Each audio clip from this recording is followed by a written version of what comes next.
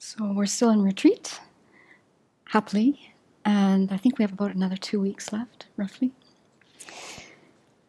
The day that the winter retreat began was February 14th, and that date now has another meaning to it too.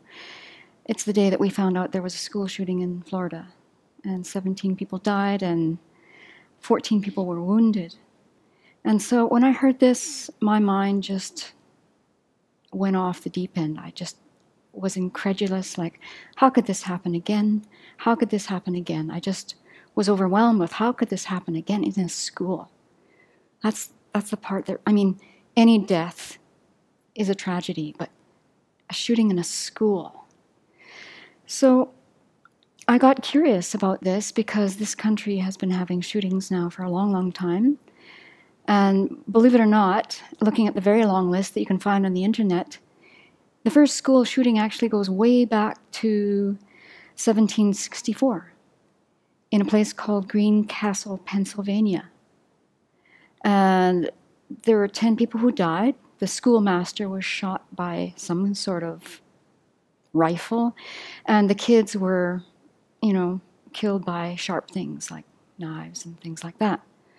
So that was 1764, that kind of, and if this is accurate, but that sort of got the ball rolling in this country. Then the next major one that was in the list, there were a few in between all of these, in 1840 in Charlottesville, Virginia. That place has an interesting history. A law professor was shot by a student, and he died 3 days later. By the time we arrive at the 20th century with this very, very long list, the list of school shootings is just too numerous to even start mentioning, and I don't want to turn this talk into a talk about statistics. In fact, I'm looking at the clock right now. I could go off on tangents in every paragraph here, and they might all be very relevant, but it's not going to get to what I want to get to today, and they're all relevant. And then we get to 1999, Columbine. So at that time, 15 people died, 21 were injured, and at the time, 1999, I was teaching in Canada. Well, we thought it was a one-time, huge tragedy. It would never happen again. That was it. It would never happen again. Not something like that. Well, we know that it's continued. And the next big mass shooting at a school took place in 2007 at Virginia Tech, and 32 people died, and 17 were wounded. And then when we get to December of 2012, I was in India at the time, and I was traveling with Venerable Jigme and Venerable Damcho, who was Ruby Pan. Venerable opened the news that day, December the 12th, I don't know what day, but her jaw dropped open, and she started reading aloud this tragedy at Sandy Hook. And it was then I thought, okay, this is it. This is the last thing. This is going to make this country turn around and get serious about this. All the other deaths were just as awful and horrendous, but this has to be the one. In an elementary school? And it's not. So I guess what I decided to do, I didn't know I was going to get emotional about this.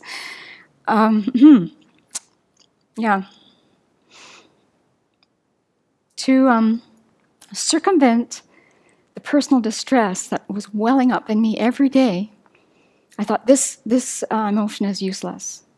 This is just another form of self-cherishing. I've got to really get a handle on this, and I can't do much about this situation in this country right now, but I can make my meditation session count. So what I decided to do was just pick out sections that for my mind would work. And so right off the bat, Venerable Children, in her series of talks that's on the internet about this practice, described the Pure Land that we can imagine just to start off the practice. And just doing that every day calmed me down. And just imagining that all these people who died were in a Pure Land. And that all this karma that brought them to that point is finished. And that really helped with the personal distress. And then moving on in the sadhana, because I could see that I was getting upset every time I came to the cushion, The next part is very lovely because you imagine Amitabh on your head and he's dissolving into you, and this red light is filling up your heart. And so that's where I took time for myself to just get with the heartbreak that I was feeling about this and not wanting to go to despair. And that really, again, was helpful. But it was when I got to the part of doing the recitation of the mantra that then I could really bring all of the people in Florida and everyone who's ever been a victim of gun violence. Just imagine this beautiful light streaming into them, bringing clarity and wisdom and peace. And that was really, really meaningful. So I could see that I have this tendency in my mind, and maybe you do too, that when you hear about a tragedy, the mind gets overwhelmed. My mind gets overwhelmed, and I don't start delving into the particulars, like who's involved. Sometimes it's outrage, like how could this continue happening? But the thing becomes like a big blur. And I didn't want it to be a big blur anymore. So I started looking at the groups of people when I was doing the mantra recitation with the light coming down. So of course I started with the students who were shot February 14th. May that never happen to them again. May they have precious human rebirths in all their lives, future lives. May that karma be finished. And then I had to actually take more time with the parents because I could not grok what the parents are going through right now. I've known people who have lost their children to terminal illnesses, to accidents, to suicide, and to actually being murdered. But to lose your child at school where you send your kid there because it's a safe place and they don't come home because they got a bullet, that just blows my mind. And so any parent that I know that has lost a child says, it's the worst. It's the worst kind of grief. You only can get it. I can only talk to you about it in a certain way, and I know you won't understand, but you're not going to get it until you've had the experience. And I believe that's true. Until we're Buddhas, and then we'll really get it. We'll probably get it closer to Buddhahood too. But just bringing that group of people to mind too with the meditation was very helpful. So then, before you do the dissolution, the absorption at the end of the practice, then I would shift gears, and on certain days I would spend a lot of time doing taking and giving. And if you're new to this practice, there's a beautiful description of this in Venerable Children's book that she wrote with Russell Colts, An Open-Hearted Life. And chapter 30 talks about this. It's unpacked in a very simple, straightforward way, and you can do it even if you're brand new to Buddhist practice. And then once you've had some, time hearing teachings and reflecting on it, then you can go to this book, which is an absolute gorgeous book, Transforming Adversity into Joy and Courage by Khenpo Jampa Tegchok and Venerable Children, who's the editor. And chapter 11, called Courageous Compassion, unpacks this practice even more. So then I found that doing that practice at that point for all these groups of people that I named, and then I would go to siblings of these people, close friends, other teachers, and then the survivors. And in every kind of situation where there's a tragedy like this, there are survivors who their lives are changed forever. And when I was teaching in Edmonton, and this one doesn't even come close to anything like this, there was a tornado that ripped through Edmonton, I think in the late 80s. Edmonton is not tornado country. And a number of people died. And the community that I taught in, the tornado happened in August, and it ripped through the community where I taught, but it didn't hurt the school, but it damaged a number of homes in the area. I can tell you that fall, when the clouds would gather and it would get dark, this is a K-6 school, the kids were all freaking out. Is the tornado coming? Because they knew that people died. They knew that their house roof had been damaged.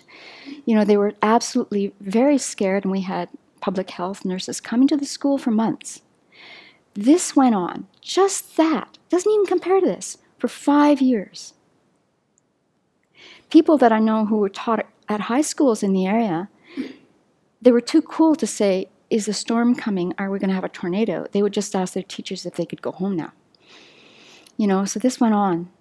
So just to think of the suffering that is going on right now with the survivors, and they too are, worthy of our compassion and our practice.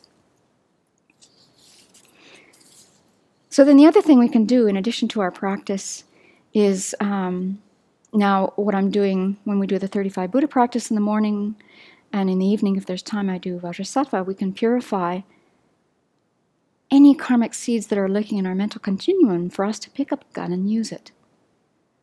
They're likely there. We've been here since beginningless time. And I'm terrified that those seeds are still lurking there. So that really is a motivation for me to purify and to make sure that never again, if I'm ever in a situation of being upset and there's a weapon handy, that I pick it up and use it. So I can't imagine actually what teachers are going through in this country now. Having been a teacher in Canada, we started the lockdown procedure probably 3 years before my career ended, which was 10 years ago, when I came here 10 years ago to the Abbey.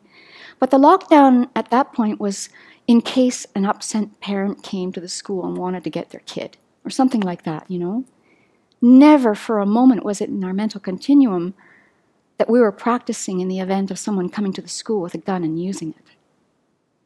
And now in this country, I'm sure that as a teacher, as a parent who's sending their kid to school, as a student, that must be a question that comes up every day. And how do you live with that kind of stress? So, coming from a former teacher, if there's something else that you want to do, in addition to working on these gun laws that need to be changed, go to your school that's in your neighborhood and volunteer. Okay, so you have to have a background check. They're going to ask that you have a criminal background check.